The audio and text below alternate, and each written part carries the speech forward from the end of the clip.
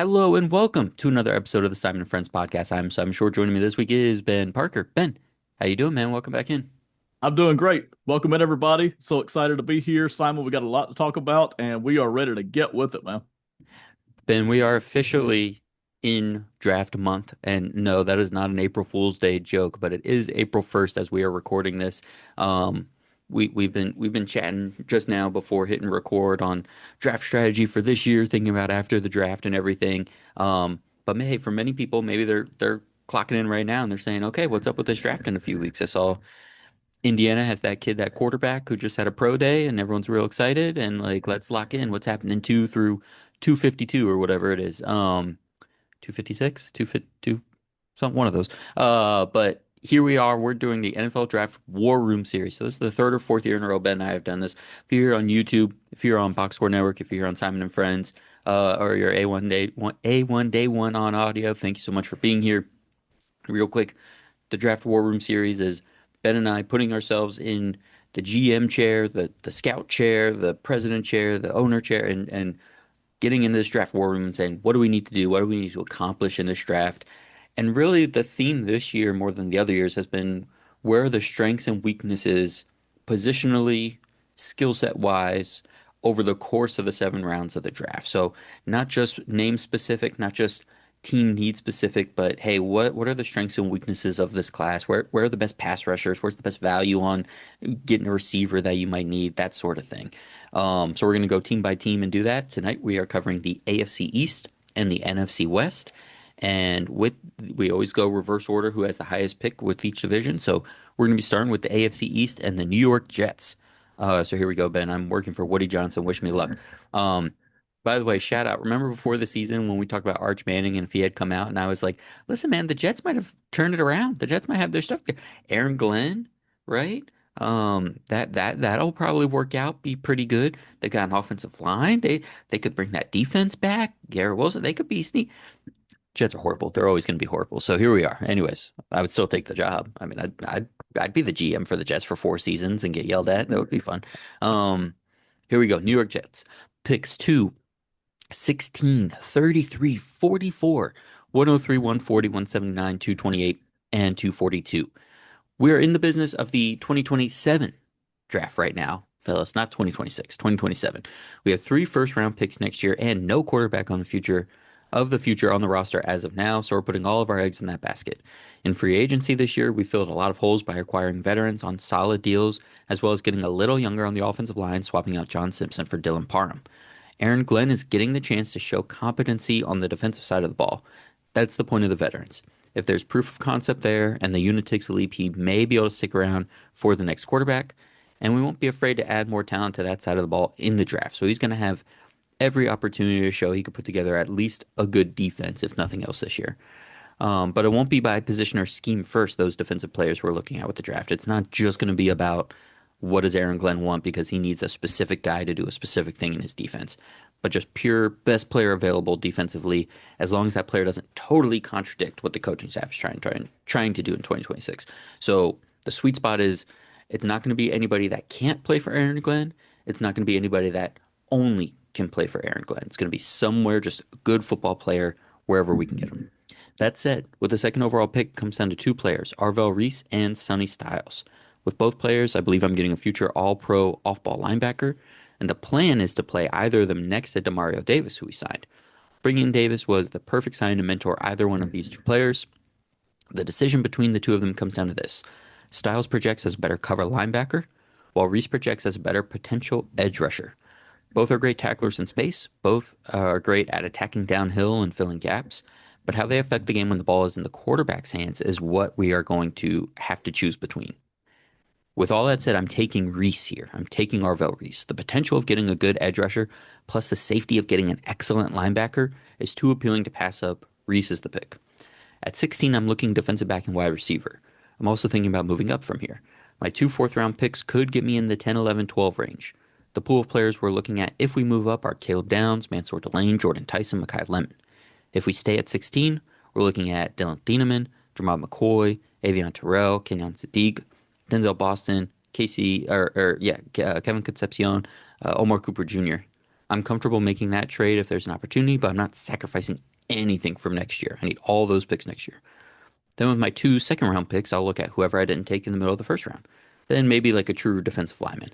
I like the cluster of talent at those positions between our picks at 33 and 44.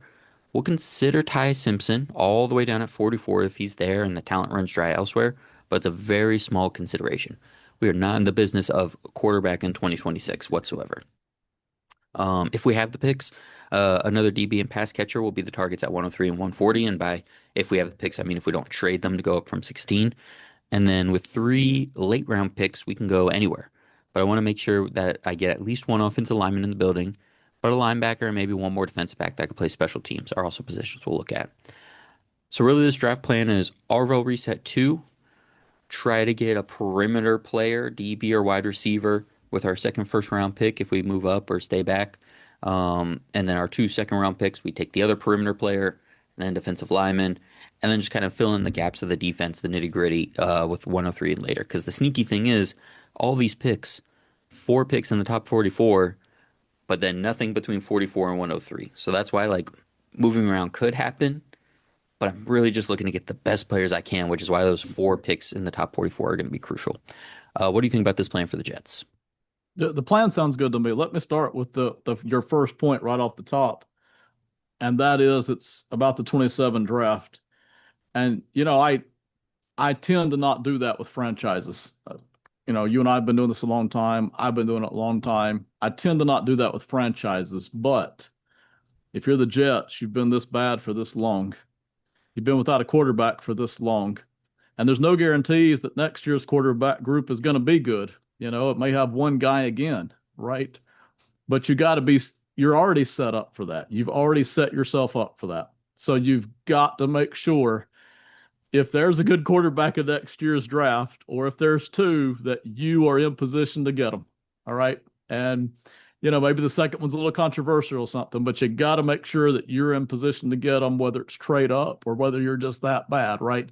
We hope we're not that bad. We don't want another season of bad, but at least we've got the material to trade up and really make somebody else happy with draft picks. So I agree with that. I think that's the way you've got to set it up. Being the Jets this bad for this long, not having a quarterback for this long. The other part there that jumped out to me, or not jumped out, but that I would add in with those, let's see what you got: 2, 16, 33, 44, and 103. Out of those five early, I would want to come away with two wide receivers myself. And the Mm, part of the idea there is it's obviously a position that needs upgrading just by itself. It's not the only position, obviously, but by itself, it's a position that needs upgrading. But also, if we do add a young quarterback next year, we'd love to just hit the ground running with some guys that are already young, talented, yep. built in. In theory, you want to always stagger your cap hits as much as you can. In theory, you could pick and choose. You could pay the wide receiver in 4 years that you really like, let the other one go, trade him, and then a year after that, pay the quarterback if it works out that way. So, again, that's part of the plan. But I would really want to come out there. I wouldn't want to go past 103 without two good wide receivers. And that doesn't mean it has to be 16 and 33, but somewhere in that cluster. It's such a deep wide receiver group this year. I'd Hmm. really hate to pass up the chance to get two of them when I have five of the top basically 100 picks. But everything else there, I mean, I just building on what you said. It's not really changing anything that you said. So, I like where you're going with this. So if we focus on 16 to 103 there, those four. Because I mean, I said the same. I essentially said if both, well, actually, I said 103 and 140. So let's just take 103. If we're thinking about 16, 33, 44, and 103, Yeah. and I'm trying to, because I even said a pass catcher in the 100s, right? So whether it's another second tight end or another wide receiver. Okay. Right. If I'm trying to Right. take two receivers in those four picks, because you and I are kind of in alignment there, um, a corner and a defensive lineman.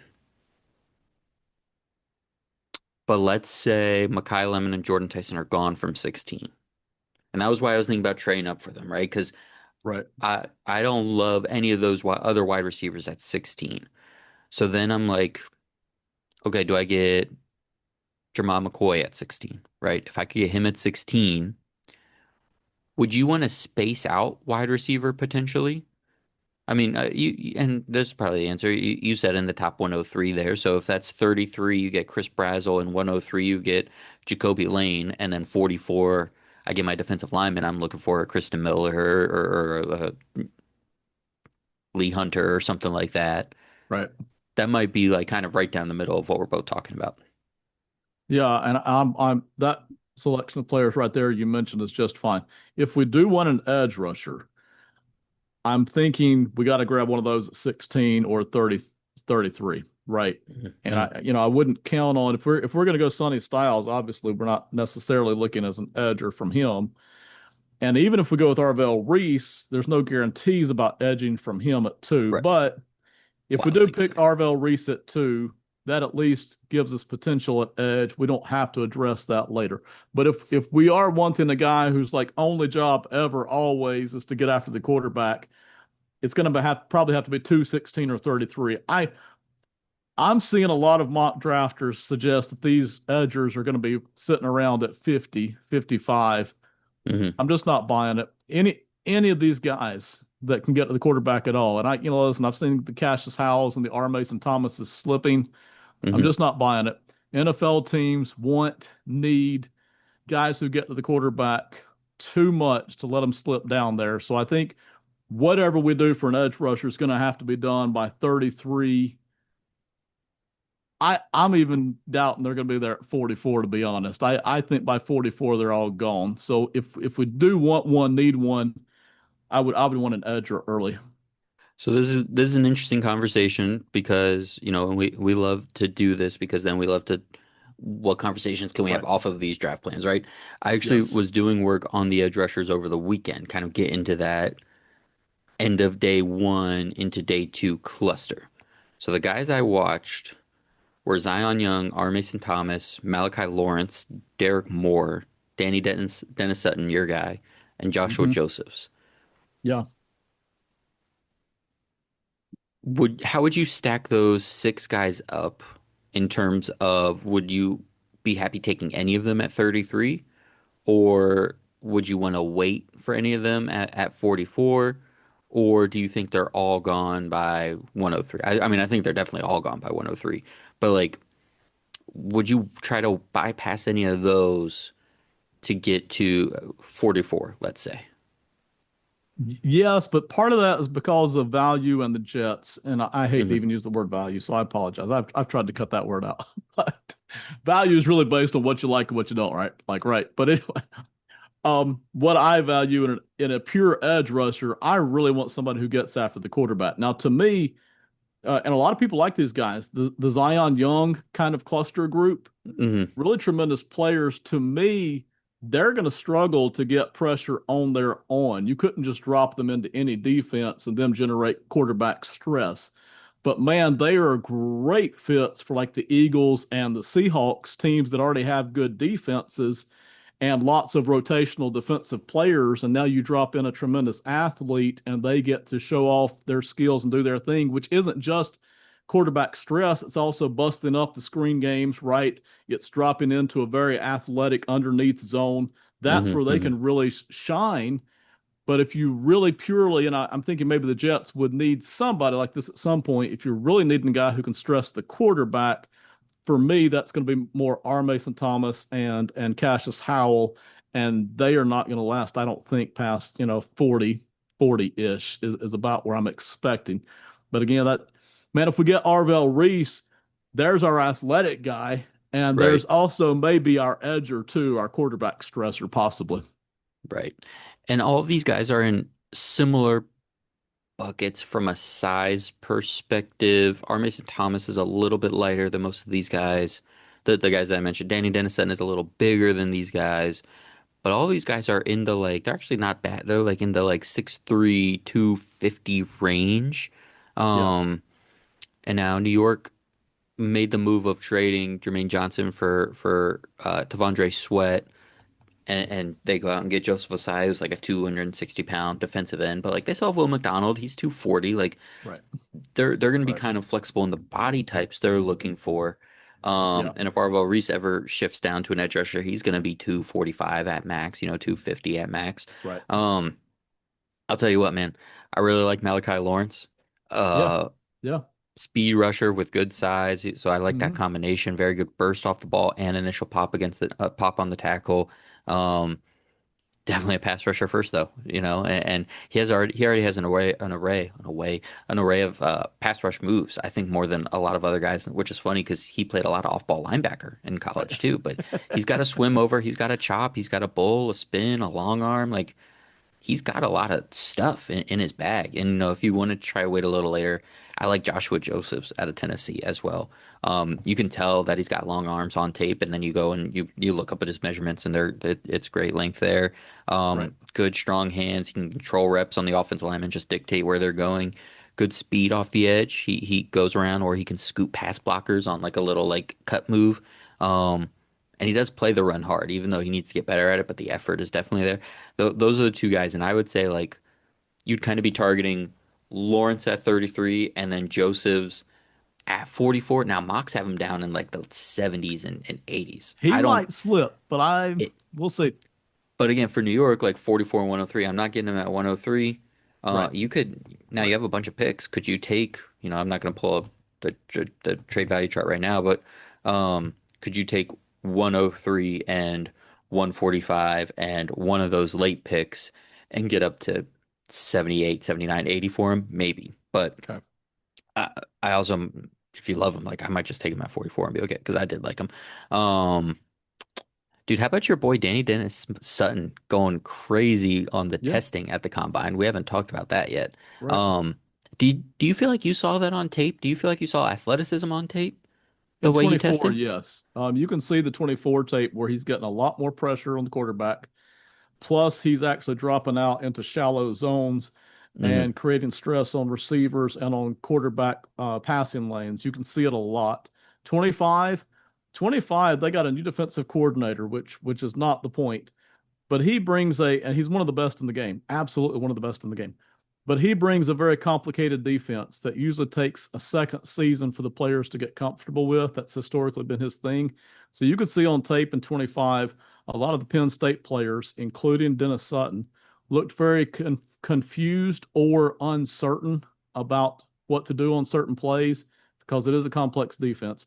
Not only that, they quit asking Danny Dennis Sutton, to line up as a nine tech. They moved him more over to like right over the tackle, sometimes Hmm. inside the tackle, so he could be in run support, which he held Hmm. up in. He did that.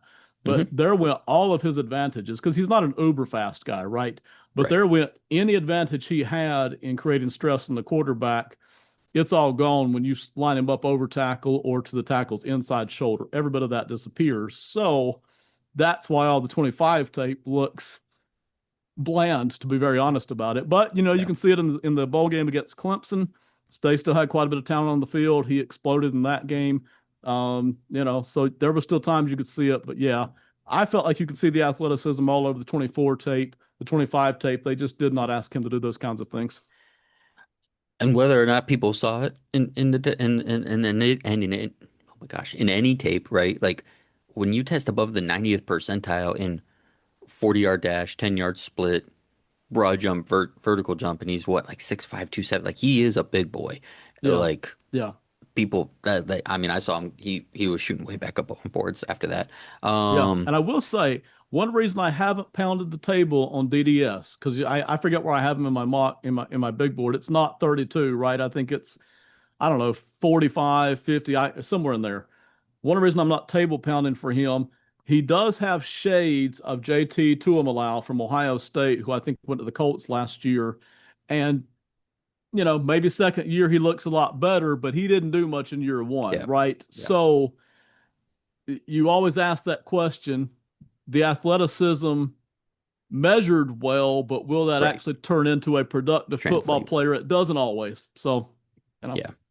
And then Zion Young and Derek Moore, those are your like pocket crushing types. Like they're gonna get in there, they're gonna play the run well. They're gonna, yeah, right. Zion Young especially is gonna long arm and just be mean and bullet.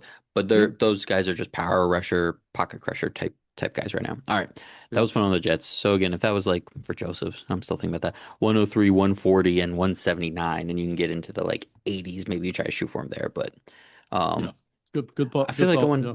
wanted to think more about the pass catchers there. Um, yeah, we broke off into the whole edge rusher discussion. So at 16, right, because you're saying you want to come out with two wide receivers. At Yeah. 16, if Mekhi Lemon and Jordan Tyson are both gone, Yes. would you shift to a Kenyon Sadiq idea? Or would you just say, I'll wait till 33 and go to that next tier of see if Boston, Cooper, Concepcion slip to there, see if one of those guys slip, take a Brazel, Yeah. swing early on a Bell, swing early on, something like that. Would you rather wait or would you still take somebody at 16?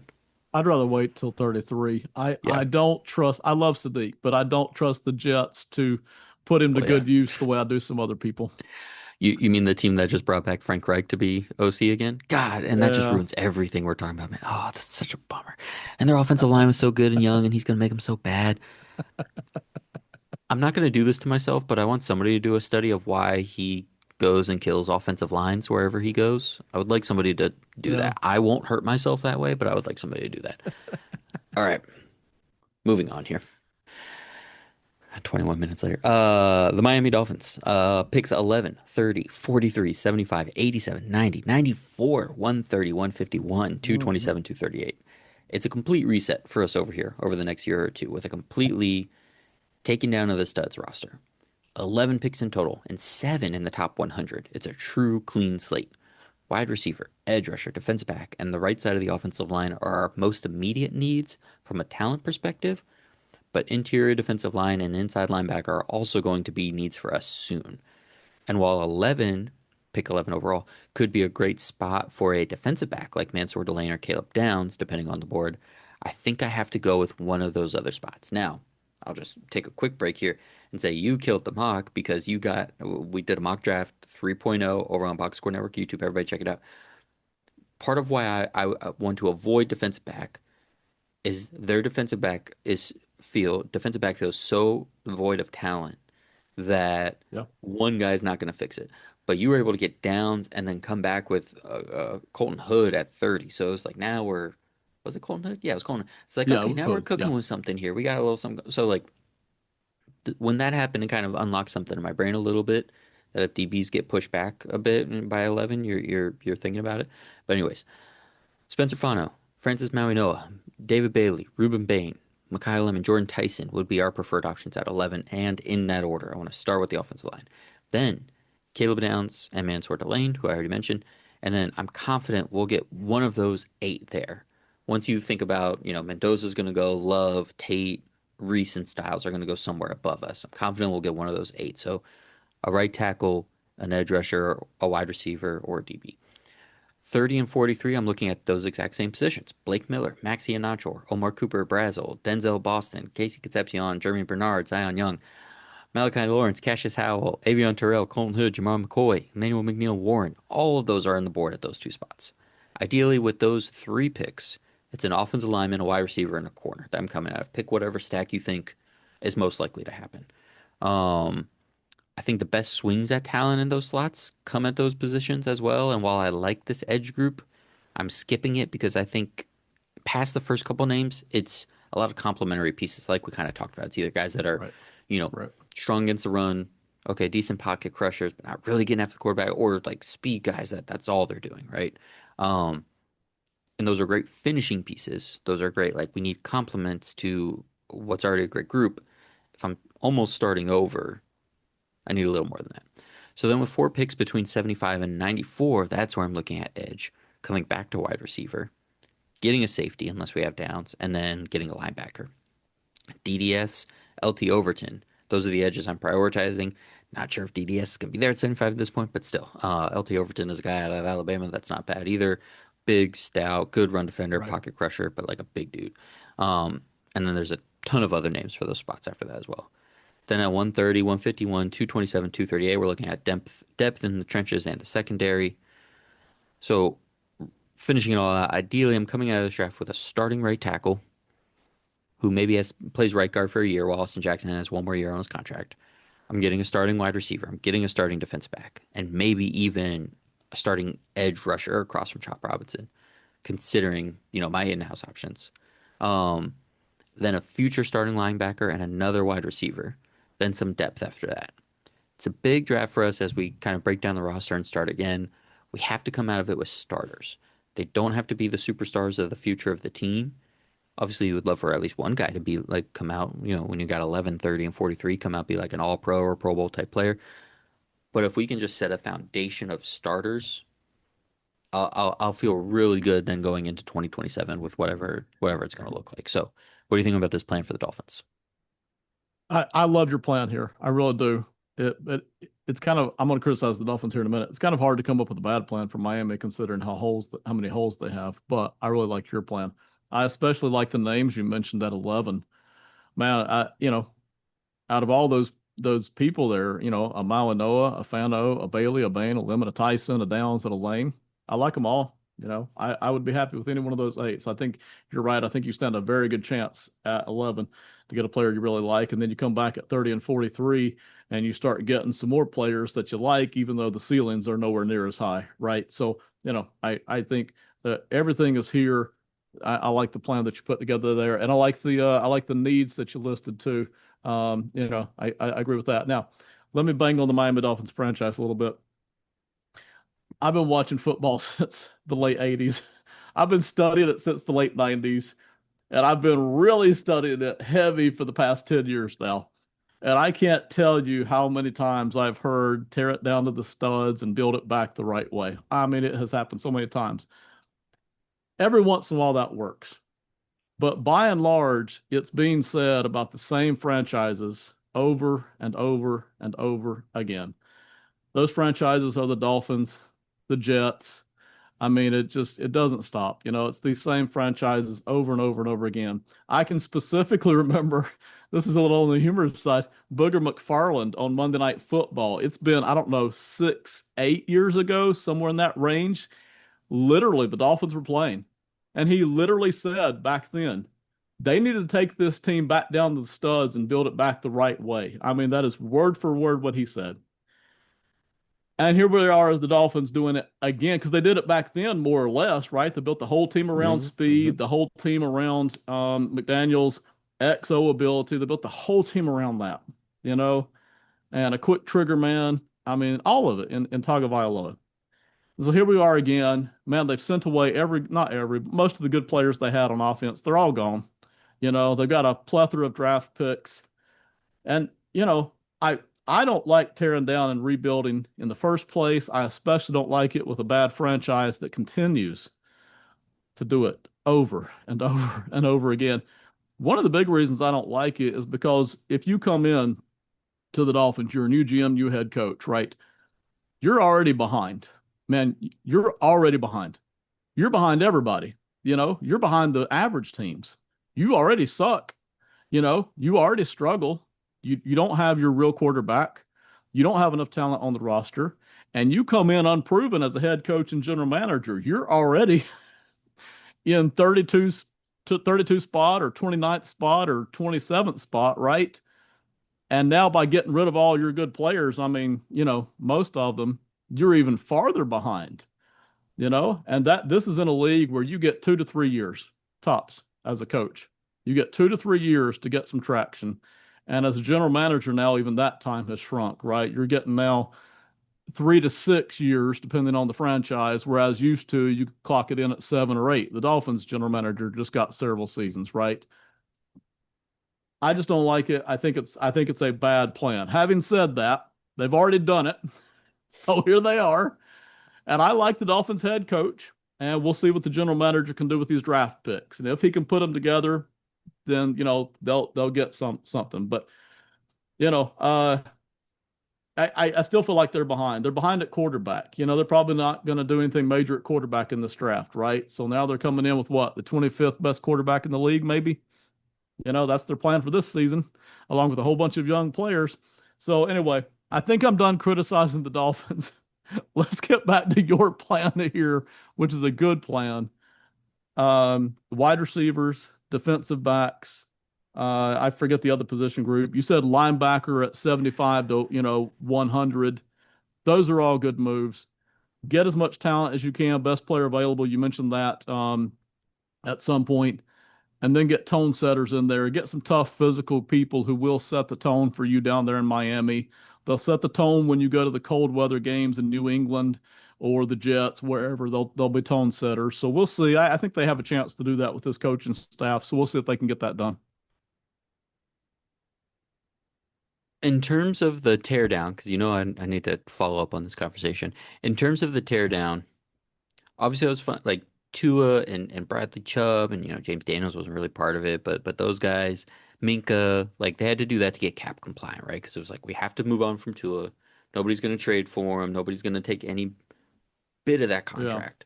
So right, we just have to eat it. So the guys that we have to release, we have to release. They didn't have to do the Waddle thing, right? They didn't have to trade Waddle. right, In fact, they had to restructure Devon A-Chain's rookie contract and add void years to a rookie contract right. to accommodate trading Jalen Waddle. Now, listen, the A-Chain Yeah, thing is going to all come out in the wash because I think it's right. clear at this point they're just going to give him an extension, and I guess that could happen this summer even.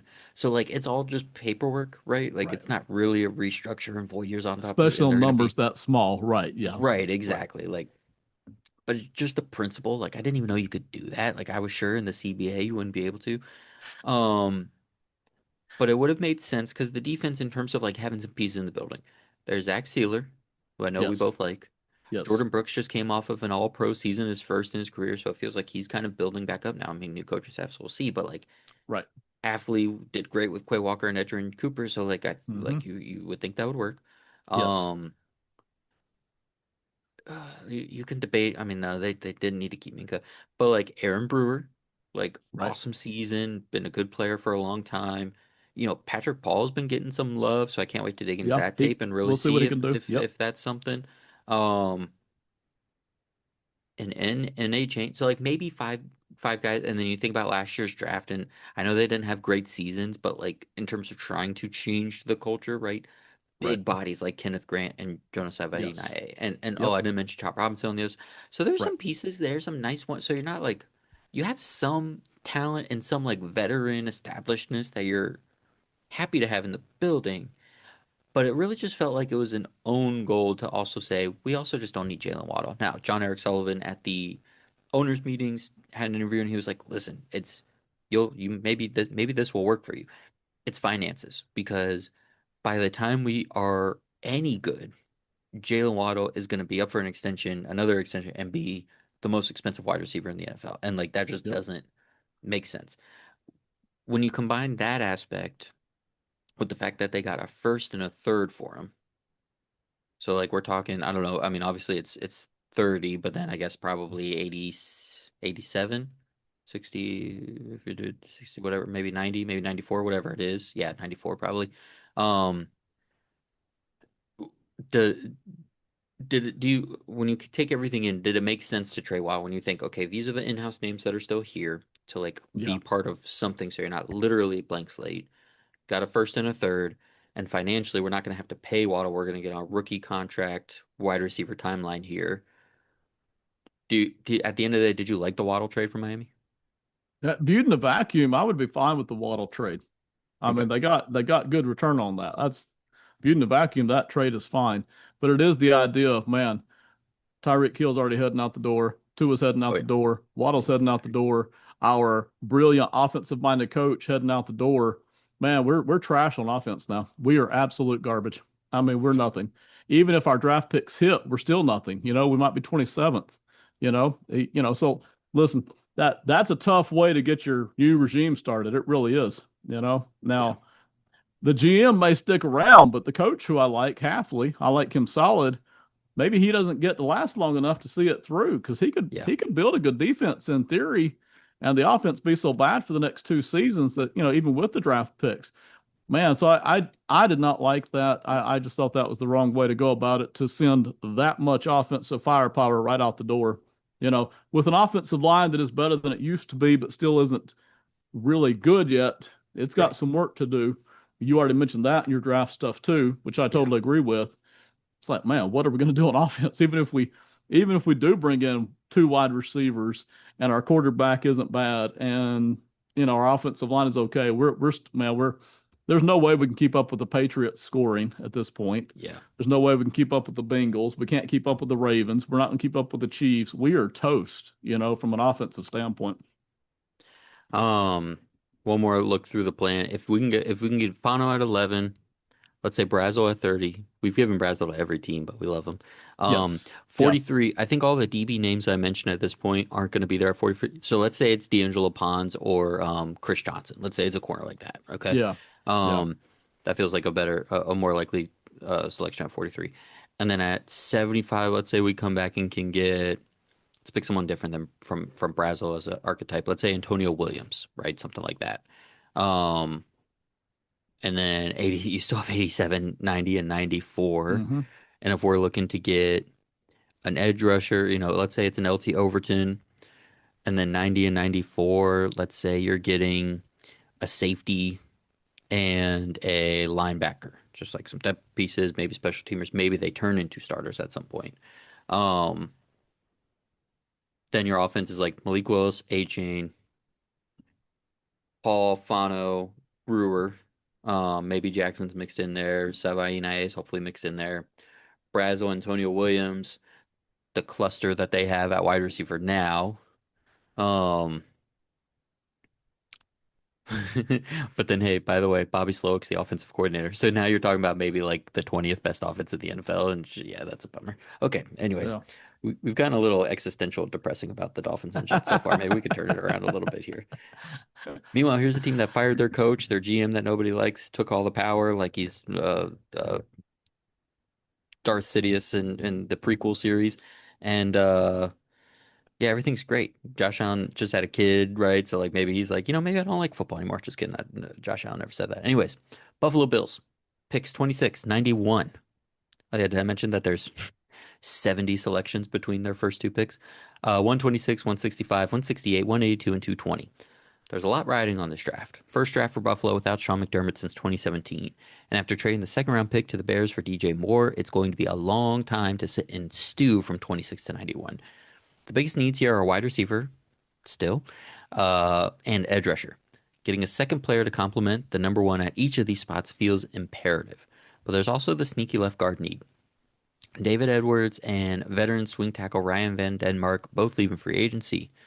Now, we made two sneaky signings. We haven't talked about this yet, Ben, but Austin Corbett and Lloyd Cushenberry both signed with the Bills a week or so ago at this point.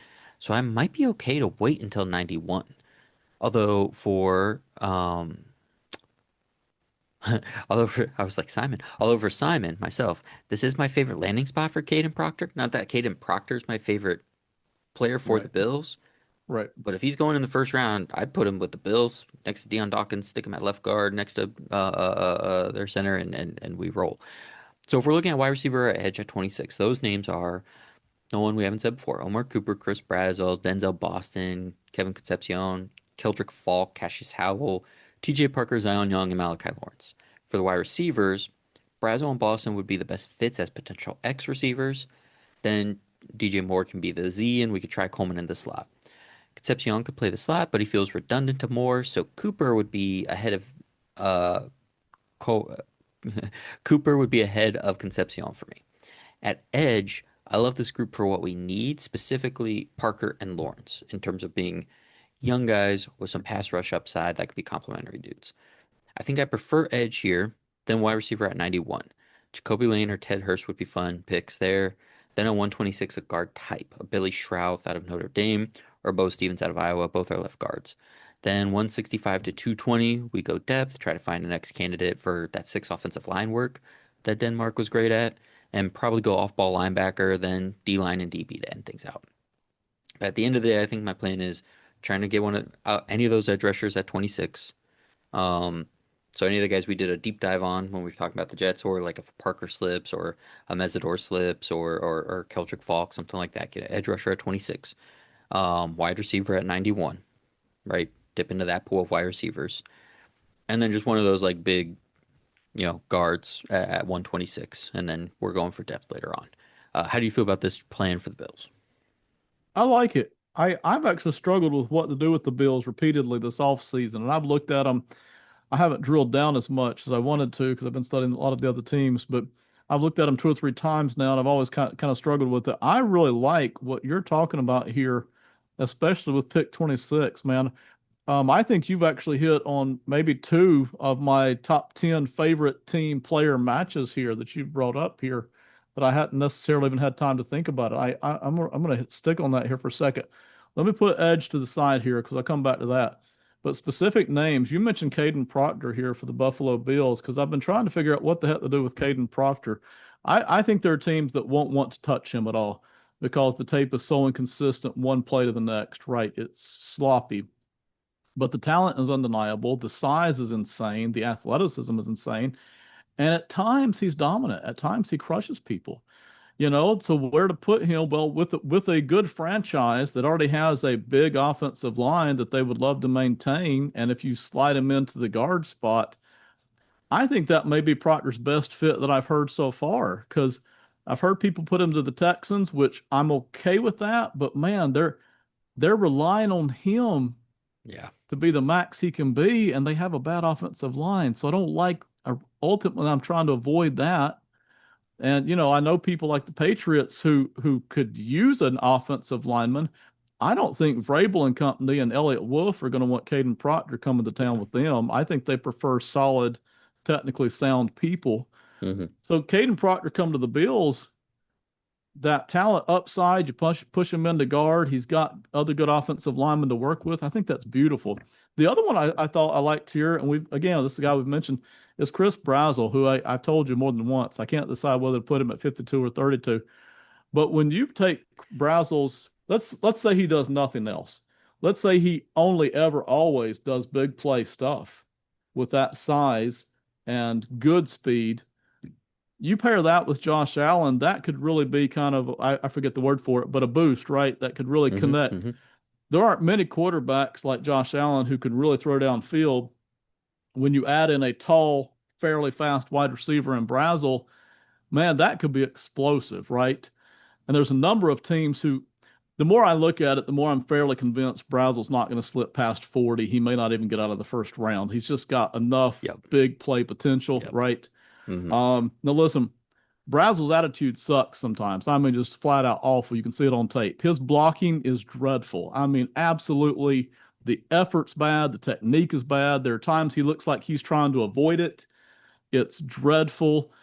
He doesn't sell his routes when he knows the play's going somewhere else. He doesn't sell it at all. It's awful.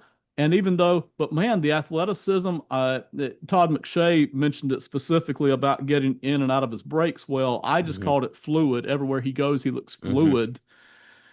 But he can be knocked off his routes too. So I don't know if I can count on him to really do the dirty underneath work. But I know he's got that big playability, and that's so rare. So few Yeah. people have that. And if you were to pair that with Josh Allen, I think that's worth considering. But then you get back to edge. That may be your best route here, as long as they get a guy who's legit. I wouldn't just add in an athlete on this Buffalo Bills defense. If they get a guy who legit looks like a TJ Parker, legit looks like he can get pressure on the quarterback, I would go for that as well. If that's where you want to go first, that's fine too. Yeah, as we mentioned, it feels like the top 50 is where those real edge rushers that can play right now are going to go, even in limited roles. Right. Anyone after that's going to be like slightly developmental. Um, Yeah. like even LT Yeah. Overton, who I talked up, like probably going to have to adjust to the speed, right? So he's not somebody you're going to play 50% of snaps. He might be 30, 40% when he's a rookie until he kind of gets Right. caught up. Um, but having that gap between 26 and 91, like really puts them in pickle because I just don't think they're going to nab an edge rusher there at 91. And I know they went and got Bradley Chubb. It's like the third year in a row they've gotten a like Yeah. once Pro Bowl edge rusher in his like mid 30s, but Yeah. um, that's just not going to do it. That's just not going to do it. And so I think you get that guy at 26. I think it's a sweet spot. I think even if it's technically a reach for a Malachi Lawrence or I mean, it'd be a great spot for TJ Parker, but even as Zion Young, like whoever, you just get him there. You don't worry about it. 91, you come back and get a wide receiver because there's still good names there, and you don't need a number one. Like you said, even if it's somebody that is gonna Ted Hurst, right? And not that he's getting, I don't know if he's getting a 91 anymore. Um, but just like a big athlete, just like send Right. him down there because you know who they actually miss is Gabe Davis. Remember when Gabe Davis was Yeah. ripping stuff in 2021, like 2022? Like you to sit here and say they miss Gabe Davis is like a little embarrassing, but like they miss Gabe Davis. So even if they just replicate that at this point, that would be helpful. Um, and yeah, Proctor is interesting, man. But it depends what the edge rusher pool looks like by the time they get to 26, I think, because that would be like an upside play, a long term play. But then you kind of just you look at it and you're like, okay, between Corbett, between Cushenberry, between having a couple late picks, like we can make up left guard for a season basically. I agree. And Um, I will say if at 91 or whatever that next pick was, you probably can find a decent guard. You should be able to find either a technically sound guard with decent size at 91 or that next pick, mhm. or you should be able to find another big guard that you like that isn't anywhere near as technically good. So if you want to run it in there, that should work too, I think. Or even one of these tackles that like is going to have to be a conversion, so he's going to get pushed back, and Yeah. you let Corbett play the spot for a year.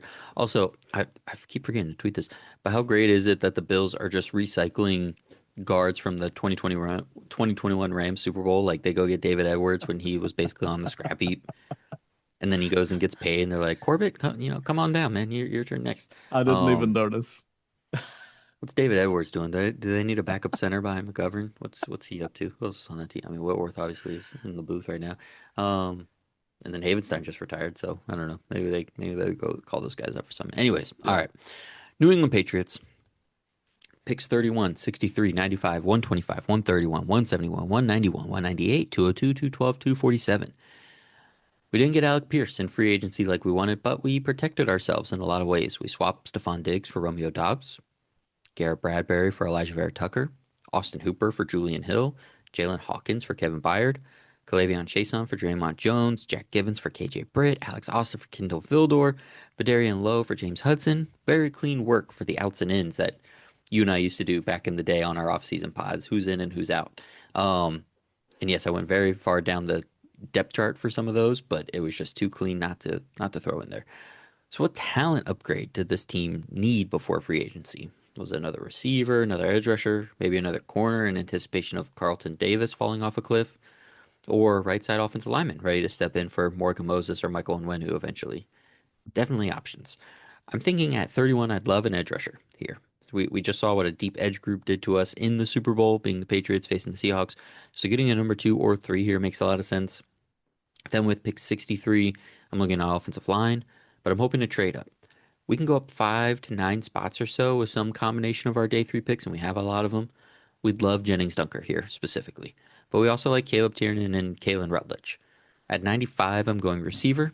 Then with those 8 day 3 picks or however many I still have, I'm attacking the defensive back seven and adding depth in the trenches. I wanted to alternate these top picks for what's getting me over the hump now, but what's also prudent moving forward. So that's why I went edge, O line, wide receiver. That offensive lineman might not even play as a rookie, um, but there's changes coming with okay, is Vera Tucker going to be healthy? Is he going to be healthy long term? How long can Morgan Moses do this for? Are we going to want to pay Onwenu like 15 plus $1 million on his next contract? So that's going to be a little more forward looking, but edge and receiver kind of bookending that pick would be guys that we would want to help us pretty early. So what do you think about this plan for the Patriots? Yeah, I love it. Let me start with the needs that you mentioned because I 1,000% agree about the needs. Okay. I'll take any order really, but edge, offensive line, wide receiver, I think those are the three. One of the reasons I didn't pick New England to go very far last year was because I thought they had such major holes still, wide receiver, offensive line, and edge. And they did. I mean, when you start looking back at true personnel here, they still have major talent disparities at all three of those positions. I mean, it's huge, which then makes me realize what a great job Vrabel did of Hmm. coaching this year. I mean, it just makes it even a better job. That honestly, there's no way because you could see it in the regular season games, but then you could see it on magnifying glass in the playoffs, and then even more so in the Super Bowl. You could see these holes sitting there, And there's just no way they're going to be able to repeat Super Bowl appearances and still have these holes. Elliott Wolf knows that. Vrabel knows that. So they've got to address those. And I don't even care which one, but if they go edge in the first round, that's that's totally fine. Somebody that can really stress the QB.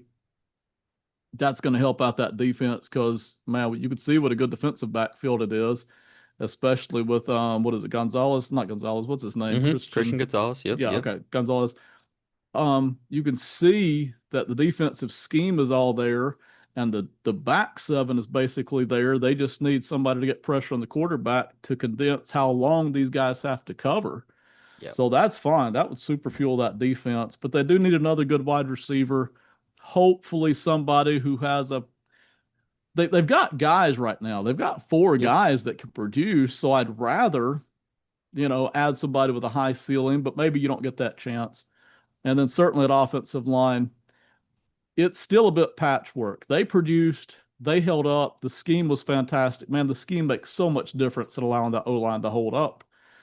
But they are going to need to upgrade talent there continuously over the next two off seasons, really. So yeah, totally agree. And I agree with what you said there about the swap outs, right? Who left, who came in. Hmm. Man, we're we're increasing marginally at each of those positions, but we did get better in a lot of cases younger.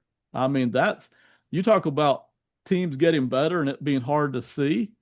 They got better all the way across the board. So, that helps a lot. It's kind of hard to see that, but I totally agree. Yeah, it's fun. Once you get to these like good teams, you're kind of looking for the same things. We won't repeat all the names or anything, but specifically Right. looking at 63 with that offensive line, like that's where like the Bills are missing that pick, right? So if they were going to get a guard, that would have been the ideal place to do it. Then you're kind of patching it together. Um, yeah, the Patriots, and obviously there's the video of Vrabel working out. Yeah, not sure. So like, could that be something they even do at 31? Right. Um, yeah, do they take a swing on one of those receivers there for that bit of explosion, right? That can you take Booty and supercharge him, right? Is some one of those guys gonna be better at Right. what he does, or is one of these guys gonna be better at what Mac Hollins does, or what Demario or Pop Douglas does? So there's a lot of ways they can go, and they have a lot of picks to play with too, which is really interesting.